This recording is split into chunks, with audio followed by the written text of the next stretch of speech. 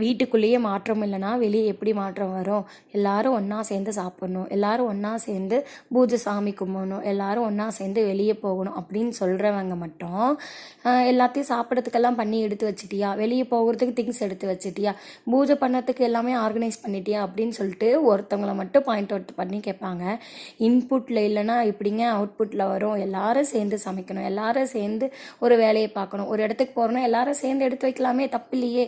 வெளியே அவுட்புட்டில் எதிர்பார்க்குறீங்கன்னா கண்டிப்பாக இன்புட்லேயும் சேர்ந்து தான் ஹெல்ப் பண்ணணும். அப்போ தான் அது கரெக்டாக இருக்கும்.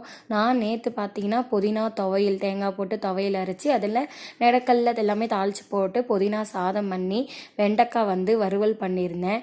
புதினா சாதனால இந்த ஒன் பார்ட் மாதிரி செஞ்சுருப்பீங்க, இந்த மாதிரி தேங்காய் போட்டு செஞ்சு பாருங்கள், சூப்பராக இருக்கும்.